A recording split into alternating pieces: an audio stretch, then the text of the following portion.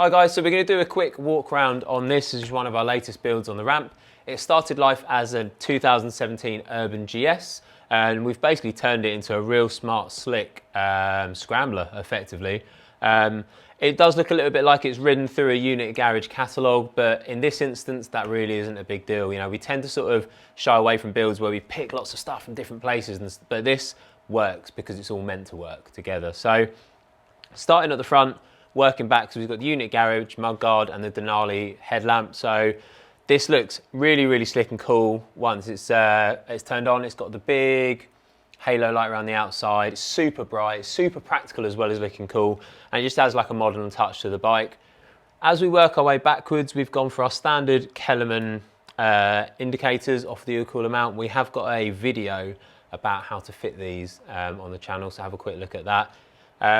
Basically the plan at that point was to then black everything out. So obviously we've anodized the the upper yoke, we've anodized the bars, we've powder coated things like the clock rings and everything, just to really make everything as black as possible. Tried to take a little bit of weight out the top as well. Obviously it was an Urban GS, so it did have different mounts for the headlights. It did have the big plastic cowls. All of those have gone. And then we've replaced the big mirrors on stalks with these Oberon Street Fighter mirrors. These are the 75s. So they are super cool, super easy to fit, and really affordable as well. And they look great. So customer wanted to go for these because they've got this little extra bend here, which then allows them to go slightly further out over his shoulders when he's riding, which is a real neat touch. It also means because they're so low and squat to the bars, there's barely anything higher than this point on the bike, which makes it really, really sort of like stealthy. Working backwards from there, obviously the star of the show is the tank. It's the unit garage /7 tank, so all of the pump and all the bits from the OEM tank transfer straight over to this. It is a straight swap for all of the models basically, and it gives that R100 classic sort of feel. I've got to be honest, it probably works best on this bike, probably more than any other bikes I've seen so far, apart from potentially maybe the PCO2s, because they've gone for the same vibe but just put their own spin on the colours. But this colour is available on our website straight out of the box, so there's no extra paint costs or anything like that you need to worry about. Working backwards from there, we've got the powder coated cylinder head covers. We've gone for the airbox removal. This tank, thankfully, the bracket that holds on the tank also happens to house our battery box for when we do the airbox removal. Super handy. They are exactly the same size. You can literally slot one into the other, drill through. It's a lot quicker fix than maybe sort of having to drill your OEM tanks. So something which is a bit of a bonus and a time saver if you do go for those parts. Carrying on anodizing, coming back here. Jumping back to the front and round across. Probably if this is the star of the show, this is the Wingman. So this is the titanium unit garage through exhaust. So we've got rid of the exhaust delete. It sounds amazing. It's really good quality. You can go for the visible weld option. It's actually one of my favourite exhausts that we fit across the board for all of the exhausts that we retail on the website. And one of the big advantages is a small spring on the back here. You just pop that spring off, end can off, take the baffle out, end can back on. If you want to be a bit of a hooligan in the Brecons on your weekend, then that's cool.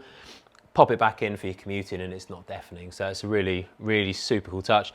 It will be having a Wilbur's rear shock. Hasn't come in yet because of COVID and delays and such, but that will be going in there. Again, the Wilburs are weighted both the strut and the spring to the rider's weight, so I cannot underestimate or undersell how good the Wilburs rear shocks are when they're on. They literally take the tram lines out of the road, they take the bumps out of the road. They're more than just a little bit more comfortable. It transforms the bike and makes it a much a better offering. Coming back from there, again, blackout, we've anodized and powder coated all the parts we wanted to, that like the levers on both sides, the footrest, the rear sets, everything like those. Part of the airbox remove, we've gone for the signature DNAs. On all of our in-house builds, we actually do PCC signature DNA filters. And then we've gone for the brown seats. So this bag here, it's like a little little pouch basically for putting things like your payage tickets, a little bit of change, that sort of thing. If you're wearing, cool, pretentious hipster clothes like we tend to, then you don't want to go out with like a bag here and a bag there and shove everything in your pockets necessarily, because you want to basically look when you get to the other end like you're just hanging out in your cool clothes. So this little pouch is handy for that. And being unit garage, that then matches the seat unit. This seat unit comes as one piece. It just allows the back end to clean up completely. When doing this, obviously we're taking out the diving board again from the back of the bike. We've decided to fit the Kellerman Atto 3-in-1 indicators down here. So from the rear of the bike, and this has passed an MOT because the distance is okay, they're super, super bright. You can see them from everywhere. They indicate, they rear light, and they brake light. We've also got a small video and a blog relating to these parts as well. So if you do like this setup where you drill them onto this Rizoma under tray, you can do it at home. It's really easy. Check out the blogs and the videos for those. And then really just finished off with a PCC number plate bracket mount. Again, like this did have a legal plate on it for the MOTs. It's got a plate on there now with the lights and everything you need. That basically covers off everything we've done with it. We think this is a really, really cool build. It really shows that just because you've got a particular donor bike, for example, the Urban GS, you don't have to stick with that theme. You can go and do whatever you want with it. So it sounds great. There's a video going up with how it sounds as well. If this is the sort of thing that interests you for a bike that you want us to build, great. All of this comes in kit form from the website as well. So, you know, pop onto the website or pop us an email once you've seen this video, pop something in the comments and give us a shout, and we can help you turn your R9T into something similar.